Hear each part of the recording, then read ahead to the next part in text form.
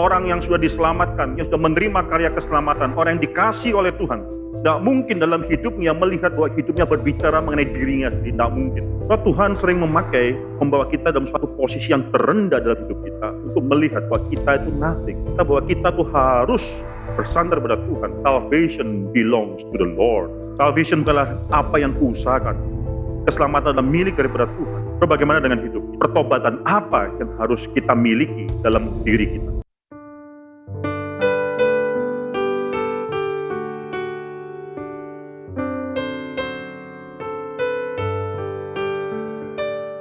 Kita akan kembali membuka Yunus. Mari kita buka Yunus pasal yang pertama.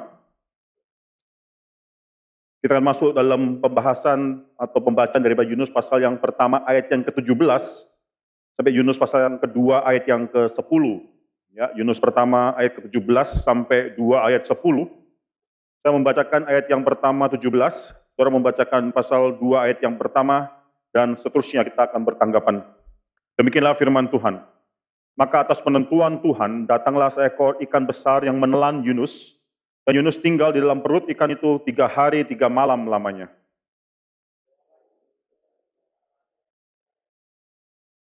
Katanya, dalam kesusahanku aku berseru kepada Tuhan, dan Dia menjawab aku, dari tengah-tengah dunia orang mati aku berteriak, dan Kau dengarkan suaraku.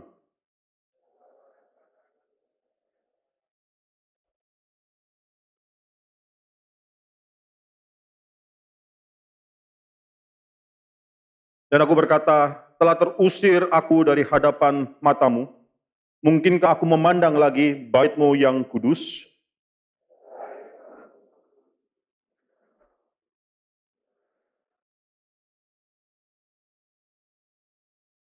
Di dasar gunung-gunung aku tenggelam ke dasar bumi, pintunya terpalang di belakangku untuk selama-lamanya. Ketika itulah Engkau naikkan nyawaku dari dalam liang kubur, ya Tuhan Allahku.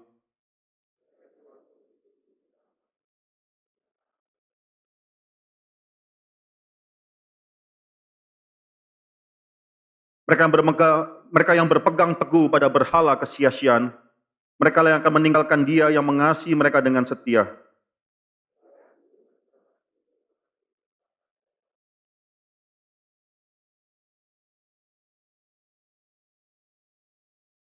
Lalu berfirmanlah Tuhan kepada ikan itu, dan ikan itu pun memuntahkan Yunus ke darat. Mereka tundukkan kepala dan kita berdoa. Bapa dalam surga, kami bersyukur karena kami masih diberikan kesempatan mendengarkan firman Tuhan. Kami bersyukur untuk keselamatan yang sudah Engkau berikan dalam hidup kami. Memang keselamatan adalah milik daripada Tuhan. Bukanlah suatu hal yang bisa kami usahakan. Bukanlah adalah dalam kontrol kami. Tapi Tuhan yang mengasihi kami, Tuhan yang memberikan keselamatan bagi kami. Dan kalau pada pagi hari firman Tuhan mengingatkan pada kami lagi mengenai kasih karunia Tuhan kepada anak-anak Tuhan. Bila kami bersuka cita mengetahui bahwa kami adalah kelompok daripada anak-anak Tuhan yang Kau kasih tersebut. Kami serahkan pagi ini dalam tangan Tuhan. Kau telah memberikan kami suatu hari yang baru, suatu pagi yang baru. Kami mau menyerahkan hidup kami dalam tangan Tuhan. Pada pagi hari ini kami mendoakan bukan hanya kepentingan-kepentingan, keperluan-keperluan pribadi kami. Memang banyak yang harus kami berdoakan. Berkenan dengan diri kami, berkenan dengan keluarga kami. Tapi lebih banyak lagi pekerjaan-pekerjaan Tuhan yang harus kami pikirkan, yang harus kami gumulkan, yang harus kami ingat, yang harus kami doakan, ya Tuhan. Berilah beban doa dalam hidup kami. Berilah suatu sukacita berdoa dalam hidup kami. Kami serahkan pemberitaan firman Tuhan ini dalam tangan Tuhan. Berbicaralah kepada domba-domba Tuhan melalui hamba-Mu. Kami berdoa menyerahkan hati kami, pikiran kami. Dalam nama Tuhan Yesus Kristus kami berdoa dan mengucap syukur. Amin. Saudara-saudara, kita sudah membahas, mengkhotbahkan, membaca, merenungkan mengenai Yunus pasal 1.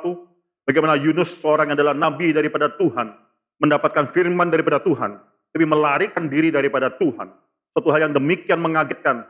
Yunus tidak mau diperintah oleh Tuhan. Saudara, ini suatu hal yang kita pelajari. Yunus demikian membenci kota Niniwe tersebut. Yunus mengetahui bahwa Tuhan adalah Tuhan yang penuh dengan kasih. Yunus tahu bahwa ketika Tuhan memerintahkan dia untuk pergi ke Niniwe, pasti adalah untuk memberitakan kasih karunia Tuhan kepada bangsa yang dia benci tersebut. Maka di sana dia melarikan diri jauh daripada hadapan Tuhan. Itu pasal pertama ayat yang ketiga, itu dikatakan berkali-kali dia melarikan diri jauh daripada hadapan Tuhan. Saudara tahu apa yang terjadi? Bagaimana tangan Tuhan akhirnya membuat Yunus, kapal di mana Yunus tinggal tersebut harus mengalami kesulitan yang demikian besar. Tangan Tuhan menurunkan badai. Tangan Tuhan akhirnya membuat kapal tersebut seakan hampir hancur. Tapi akhirnya Yunus di sana terbangun. Yunus di sana akhirnya dibuang ke dalam air. Karena undi sudah jatuh ke dalam tangan dia. Dia harus dibuang ke dalam laut. Dan langsung segera laut tersebut, ombak tersebut langsung teduh, saudara. Kalau kita tiba dalam ayat yang ke-17, tadi kita sudah baca, saudara, perikop ini sangat menarik sekali. Orang banyak yang tidak mengerti mengenai perikop ini.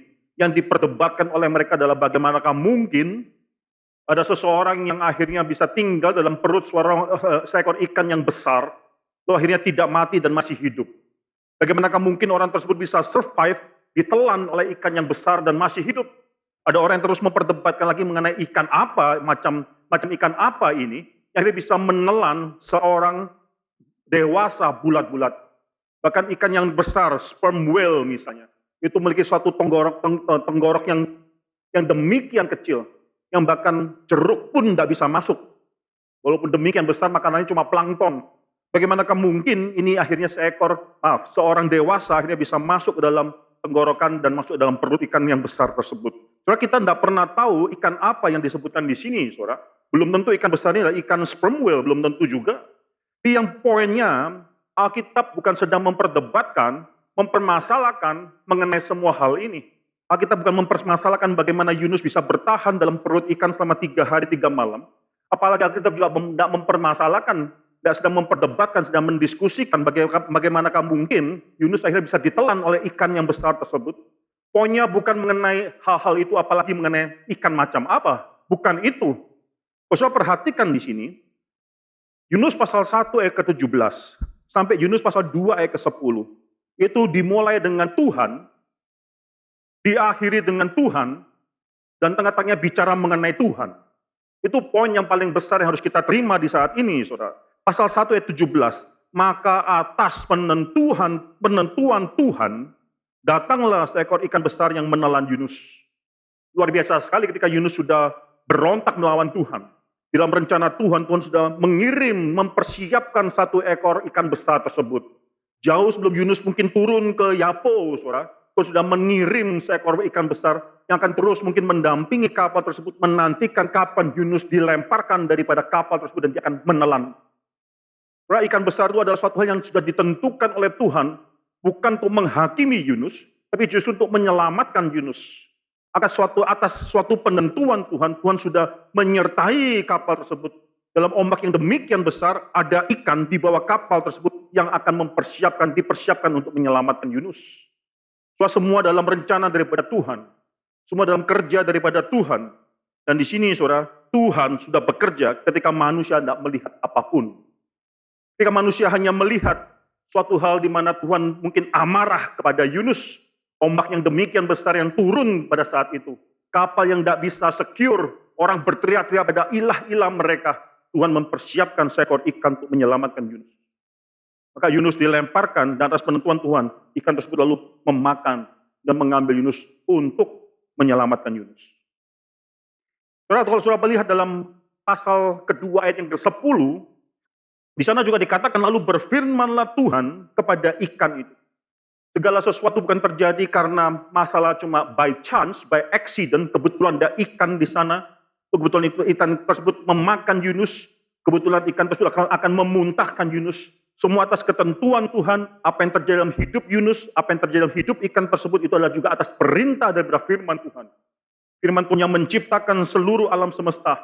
Firman Tuhan yang menopang seluruh alam semesta. Adalah firman Tuhan yang mengkontrol arah sejarah. Firman Tuhan di mana akhirnya seluruh alam semesta pun harus tunduk kepada penciptanya. Di sini akhirnya Yunus dimuntahkan atas perintah daripada firman Tuhan. Dan saudara jangan pikirkan tengah-tengah di sini adalah mengenai Yunus. Memang di sini banyak bicara mengenai Yunus. Banyak bicara mengenai doa daripada Yunus. Tapi perhatikan Yunus tidak berdoa mengenai dirinya sendiri. Yunus tidak berdoa mengenai apa dan kemalangan yang ada dalam dirinya dia. Doa Yunus adalah berkenaan dengan Tuhan. Maka di sini perikop sengaja saya potong pada saat itu, yaitu ayat ke-17 daripada pasal yang pertama. Kita baca sekarang sampai pasal kedua ayat ke-10 dari awal sampai akhir bicara mengenai Tuhan. Terus sungguh luar biasa sekali dalam hidup kita diberikan belas kasihan. Kalau kita bisa melihat dalam segala sesuatu dalam hidup kita, itu kita sedang menyatakan kemuliaan Tuhan. Dalam segala sesuatu yang kita lakukan, kita sedang dipakai oleh Tuhan untuk berbicara mengenai Tuhan. Orang yang sudah diselamatkan, yang sudah menerima karya keselamatan, orang yang dikasih oleh Tuhan, tidak mungkin dalam hidupnya melihat bahwa hidupnya berbicara mengenai dirinya sendiri, tidak mungkin. Maka di sini saudara, hal pertama yang saudara bisa pelajari dalam pembacaan Alkitab pada hari ini, firman Tuhan sedang berbicara mengenai kebesaran daripada Tuhan itu. Tuhan yang mengasihi Yunus, menentukan seekor ikan besar untuk memelihara Yunus. Tuhan yang mengasihi Yunus, akhirnya menentukan berfirman kepada ikan tersebut untuk memuntahkan Yunus. Tuhan yang mengasihi Yunus, Tuhan yang menopang Yunus selama berhari-hari dalam perut ikan tersebut. Akhirnya memberikan pertobatan dalam hidup dalam diri Yunus tersebut. So, hal yang lain yang bisa kita perhatikan di sini adalah suatu hal yang sangat menarik sekali. Yaitu saya bisa katakan Yunus, Jonah, that great prophet, dalam perikop ini finally prayed, akhirnya berdoa. Itu luar biasa sekali. Dalam Yunus pasal 1 sebenarnya ada banyak kesempatan Yunus bisa berdoa, tapi dia tidak berdoa. Ketika firman Tuhan datang kepada dia dan mengatakan engkau sekarang harus pergi, bangun dan pergi ke Niniwe, suatu kesempatan pada saat itu dia untuk menggumulkan firman Tuhan tersebut. Mungkin dia tidak terlalu setuju dengan perintah dia daripada Tuhan tersebut. Mungkin dia membenci Niniwe, tapi adalah kesempatan pada saat itu adalah dia bergumul bersama dengan Tuhan. Ada kesempatan untuk dia berdoa, tapi dia tidak berdoa. Dia mengambil keputusan untuk langsung meninggalkan, langsung pergi jauh daripada Tuhan. Tidak menjalankan perintah daripada Tuhan. Dengan confident-nya dia mengatakan, I'm gonna go somewhere else. Saudara, waktu Yunus masuk ke dalam perahu tersebut, lalu perahu diombang-ambingkan sedemikian besar, ada kesempatan Yunus untuk berdoa, tapi dia tidak berdoa. Dia malah tertidur. Pada waktu awak kapal membangunkan dia, menemukan dia, lalu membangunkan dia, lalu berkata, bangunlah, arise, and cry out. Dan berserulah kepada Tuhanmu, kepada alam. Di sana ada kesempatan untuk Yunus untuk berdoa, bertobat, tapi dia tidak berdoa, tidak bertobat. Pada waktu akhirnya Yunus mengetahui bahwa semuanya adalah karena dirinya, undi jatuh ke dalam atas nama dia. Dia tahu ada kesempatan dia masih bisa berdoa dan bertobat kepada Tuhan. Dia tidak berdoa, tidak bertobat. Dia malah meminta supaya dia dibuang ke dalam laut, maka ombak itu akan tenang. Dia tahu problemnya. Dia tahu semua hal yang terjadi dalam kapal tersebut adalah karena diri dia. And yet tidak membawa dia kepada doa pertobatan. Sampai akhirnya di sini ayat yang ke-17. Kalau sudah perhatikan pasal 1 ayat ke-17. Sudah ditelan oleh ikan tersebut. 3 hari 3 malam di dalam perut ikan tersebut. Yunus baru berdoa. Ini suatu hal yang luar biasa sekali. Kalau kita mau belajar hal pertama dalam perikop yang kita baca di tempat ini pada hari ini, saudara. Hal yang pertama yang bisa kita pelajari adalah mengenai doa. Doa bukanlah hal yang mudah. Saudara, kita semua harus sadar bahwa kita adalah orang yang lemah. Kita semua harus sadar bahwa doa bukanlah suatu hal yang gampang dan bisa kita lakukan dengan gampang. Kita semua harus sadar dalam semua dosa-dosa kita. Mungkin dalam semua keangkuhan kita jarang berdoa. Ini the great prophets finally prayed dalam pasal yang kedua. Saudara perhatikan di sini, saudara, Yunus berdoa dalam suatu hal yang demikian mengagetkan. Justru ketika dia sedang sulit, baru dia berdoa. Saudara, bagaimana dengan hidup kita sehari-hari? Bagaimana dengan hidup doa kita sehari-hari? Bagaimana dengan hidup private kita? Hidup di mana kita berdoa secara pribadi di hadapan Tuhan. Kalau itu kita sangat sulit lakukan, maka saudara doa bersama dengan orang lain, mungkin dengan orang yang paling kita kasihi, dengan suami kita, dengan istri kita, dengan anak-anak kita, juga sulit kita lakukan. Apalagi doa secara komunal di dalam gereja bersama-sama dengan anggota tubuh lainnya. Kita sama-sama berdoa menjadi suatu kebiasaan doa. Itu juga menjadi suatu hal yang mungkin sulit kita lakukan. Saudara perhatikan, saudara, doa itu bukan cuma jadi suatu hal yang harus kita lakukan. Tapi akhirnya bagaimana berdoa dengan baik. Itu pun adalah suatu hal yang tidak gampang kita mengerti. Di dalam Lukas pasal yang ke-11, kita melihat bagaimana murid-murid Yesus datang kepada Yesus dan meminta kepada Yesus satu hal. Bukan teach me how to pray, teach us how to pray. Mereka bukan berdoa, ajarkan pada kami bagaimana kami seharusnya berdoa. Mereka meminta pada Tuhan satu hal yang lebih simple daripada itu. teach us to pray. Bukan teach us how to pray, but teach us to pray. Ajar kami berdoa. Itu suatu hal yang tidak gampang, saudara. Kalau kita memiliki suatu habit bisa berdoa di hadapan Tuhan, dan doa kita doa yang indah di hadapan Tuhan, itu belas kasih karunia Tuhan yang besar bagi kita, saudara. Perhatikan sekali lagi di sini, saudara, perhatikan Yunus perlu mengalami kesulitan hidup. Dia harus mengalami satu kesulitan hidup yang demikian besar, baru dia bisa mengenal kebesaran daripada Tuhan, dan membuat akhirnya dia berlutut di hadapan Tuhan. So, seringkali kita sulit untuk berdoa baik di hadapan Tuhan, bahkan sulit untuk berdoa at all. Ya, karena kita belum pernah dibawa dalam satu titik dalam hidup kita yang demikian rendah, sehingga kita tidak bisa melihat lebih tinggi di atas kita, yaitu hanya cuma Tuhan. Kita lagi bisa melihat bahwa Tuhanlah yang lebih tinggi dalam hidup kita, sampai kita akhirnya benar-benar dibawa dalam satu titik yang demikian rendah. Perhatikan dalam Yunus pasal yang pertama, saudara. Yunus pertama ayat yang ke-6, di sana awak-awak kapal berteriak kepada Yunus, membangunkan Yunus, bagaimana mungkin engkau tidur begitu nyenyak? Bangunlah, berserulah kepada Allahmu. Arise and cry out against your Lord, to your God. Maka di sini, saudara, seakan pasal kedua, Tuhan berbicara dan bekerja dengan cara yang berbeda. Bukan Yunus arise, tapi Yunus harus go down. Bukan Yunus berdiri, tapi Yunus harus turun. Bukan Yunus berseru, tapi Yunus harus menangis. Bukan Yunus akhirnya berseru-seru kepada Tuhan, tapi Yunus harus menyesali semua dosa-dosa dia. Baru dia bisa berteriak dan berdoa kepada Tuhan. Saudara, Alkitab mencatat, saudara, banyak sekali doa-doa yang terindah dalam Alkitab dikeluarkan oleh orang-orang pada waktu dia paling mengalami kesulitan hidup. Ini suatu ironis, suatu paradoks yang demikian luar biasa indahnya. Alkitab tidak mencatat ketika seseorang berdoa dengan indahnya itu karena dia lagi merasakan ada suatu hal yang up atau suatu high note dalam hidup dia. Tidak. Tapi pada low note, pada note yang terendah dalam hidup dia mengutarakan doa-doa yang indah sekali. Saudara, kita tahu orang yang bernama Yakub. Dia adalah seseorang yang demikian merasa dirinya cukup. Yakub adalah seorang yang merasa dirinya demikian confidence. Dia merasakan bahwa dia bisa melakukan segala sesuatu berdasarkan kekuatan dirinya sendiri.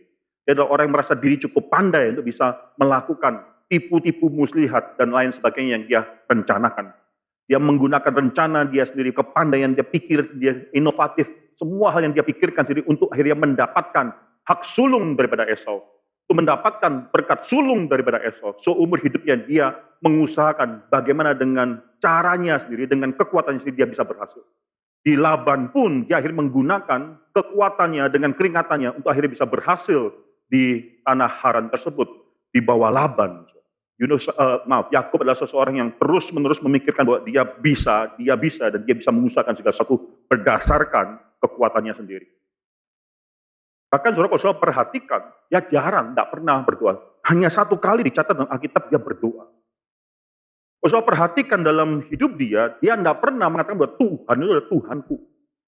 Dia selalu mengatakan Tuhan itu adalah Allah daripada nenek moyangnya Abraham, daripada ayahnya, daripada Ishak. Saudara perhatikan, mari kita buka saudara satu bagian dari firman Tuhan yang menarik sekali adalah dicatat di sini adalah doa daripada Yakub. Kejadian pasal yang ke-30.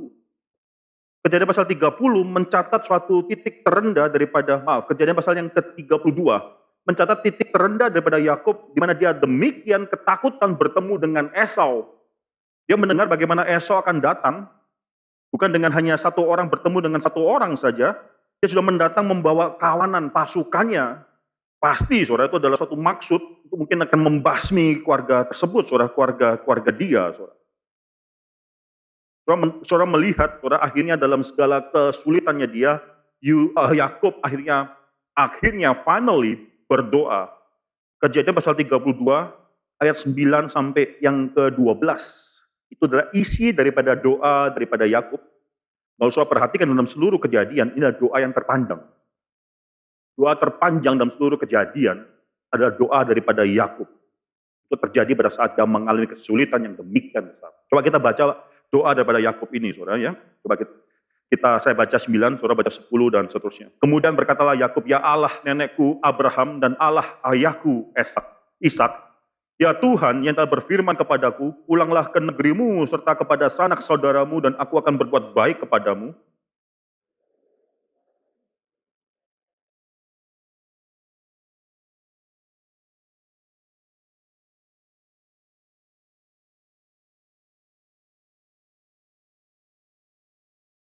Lepaskanlah kiranya aku dari tangan kakakku, dari tangan Esau, sebab aku takut kepadanya. Jangan-jangan ia datang membunuh aku, juga ibu-ibu dengan anak-anaknya.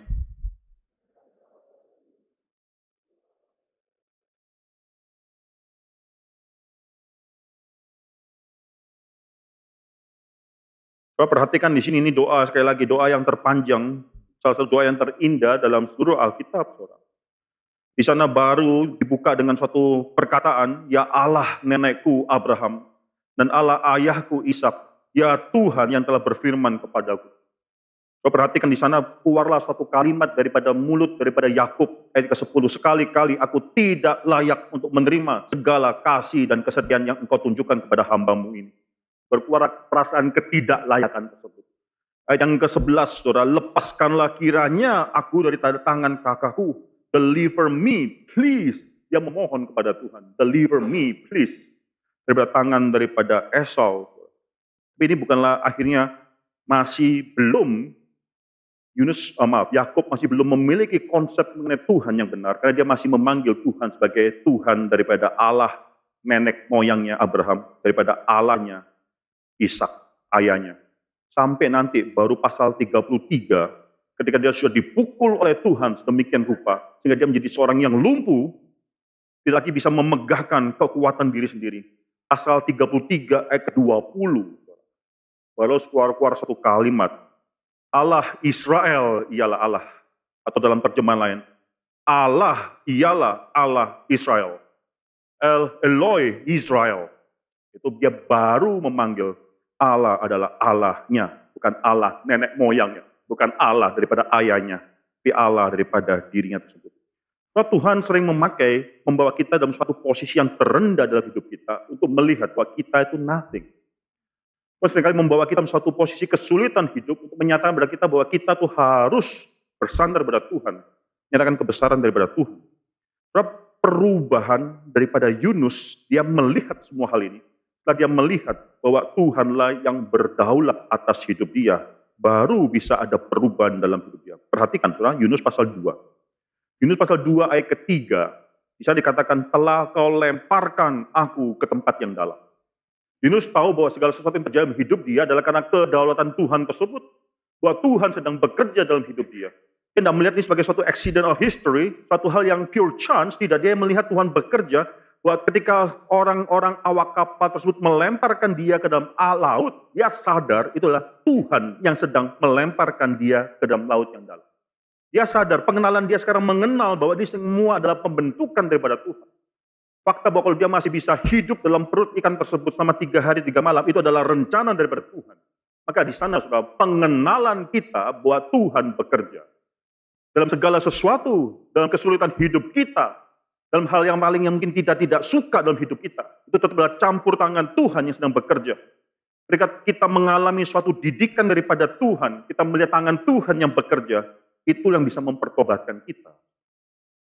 Kalau kita terus merasa bahwa kita adalah orang yang cukup dan yang mampu menguasai segala sesuatu dalam hidup kita tidak bisa melihat kebesaran Tuhan. So, beberapa hari yang lalu, saudara, saya baru interview seseorang calon dosen di CIT.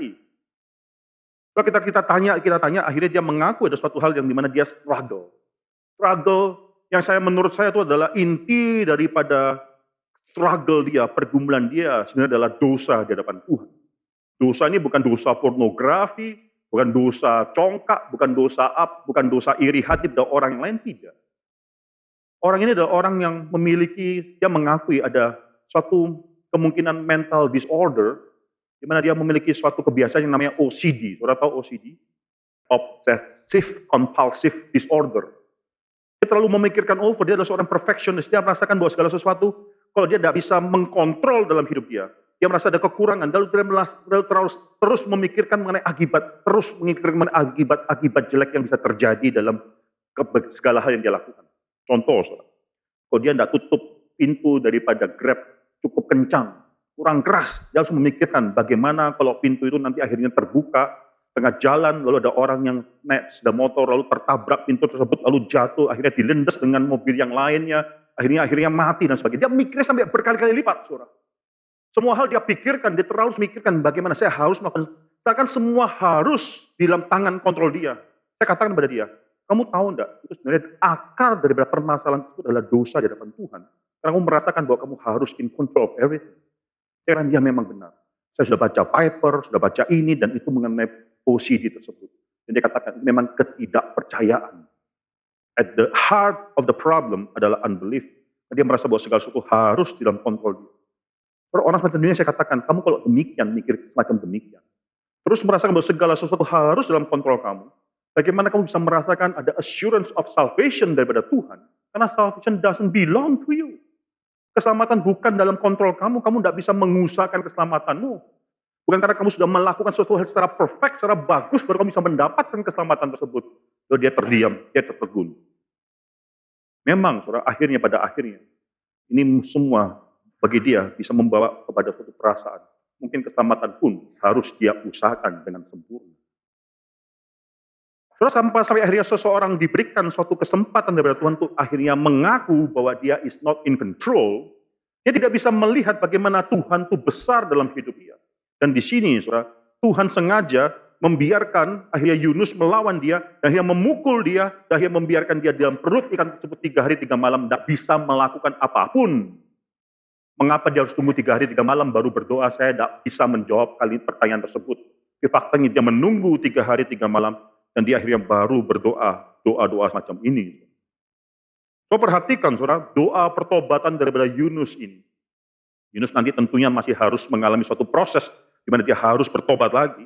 Hidup daripada seorang anak Tuhan adalah hidupnya penuh dengan pertobatan. Tapi saudara bisa melihat, bagaimana dengan doa daripada Yunus ini ada 3 hal, paling sedikit 3 hal yang saudara bisa perhatikan.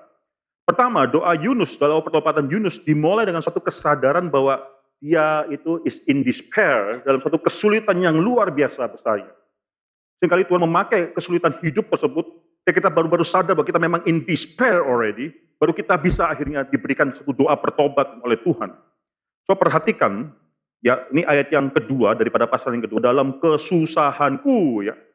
Lalu dari ayat kedua selanjutnya, dari tengah-tengah dunia orang mati aku berteriak.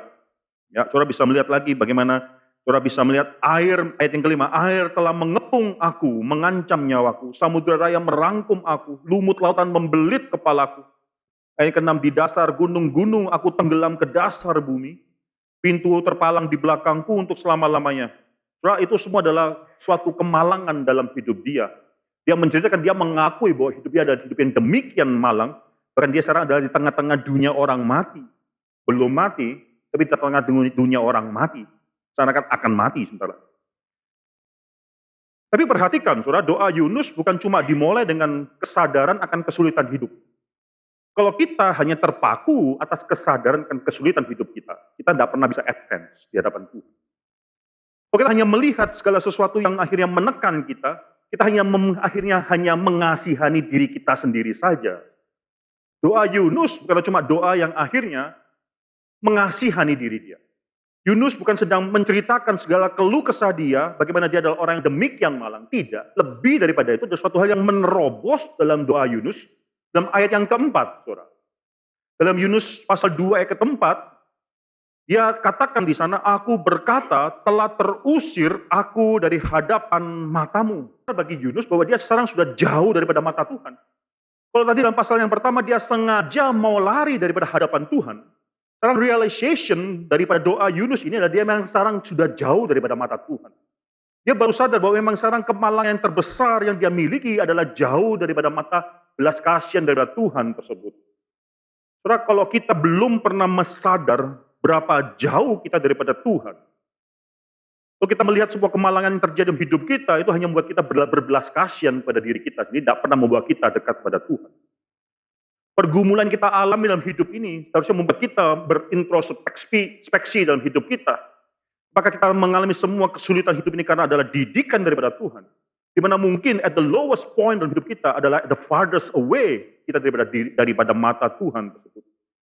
Ayat 4 adalah suatu hal yang demikian penting. Dan aku berkata, telah terusir aku dari hadapan matamu. Itu menjadi satu hal yang paling disayangkan oleh Yunus. Tidak berhenti di sana, hal yang kedua yang saudara bisa melihat dalam doa Yunus, karena dia tahu bahwa dia adalah anak Tuhan, dia memiliki satu kesadaran dia adalah anak Tuhan yang tidak mungkin dibuang oleh Tuhan selama-lamanya. Ada suatu pengharapan atas belas kasihan daripada Tuhan, pengharapan atas keselamatan daripada Tuhan. Ayat yang keempat pula, dalam bahasa Indonesianya sayang diterjemahkan sebagai demikian, mungkinkah aku memandang lagi bait-Mu yang kudus? Di suatu pertanyaan, di suatu uncertainty, masih mungkinkah aku melihat lagi bait-Mu yang kudus? Dalam bahasa asli, dalam bahasa Inggris, saudara bisa melihat itu bukan suatu pertanyaan, tapi suatu keyakinan. And yet, walaupun aku sekarang sudah jauh terusir dari hadapan Tuhan, and yet, aku akan melihat lagi bait-Mu yang kudus. Itu keyakinan daripada Yunus. Walaupun sekarang aku jauh, aku sedang mengalami suatu pemukulan pendidikan daripada Tuhan, and yet, aku masih akan melihat bait-Mu yang kudus tersebut. Ini adalah suatu kesadaran hidup Yunus bahwa Tuhan bukan marah pada dia selama-lamanya. Ini adalah suatu kesempatan bagi dia untuk bertobat. Seseorang yang tidak diberikan kesempatan oleh Tuhan bertobat, tidak mungkin teringat lagi kepada kasih karunia daripada Tuhan. Tidak mungkin. Tapi Yunus di sisi memiliki suatu keyakinan, and yet, aku akan memandang lagi bait-Mu yang kudus tersebut. Dia sadar, ini adalah didikan daripada Tuhan sementara atas hidupnya. Itu yang membuat dia memiliki suatu turning point, melihat kembali ke Tuhan yang mengasihi dia. Bukan hanya itu saja, saudara, kalau saudara lihat ayat yang ketujuh, saudara. Ketika jiwaku letih lesu di dalam aku, teringatlah aku kepada Tuhan, sampailah doaku kepadamu ke dalam bait-Mu yang kudus. Keyakinan dalam hidup Yunus.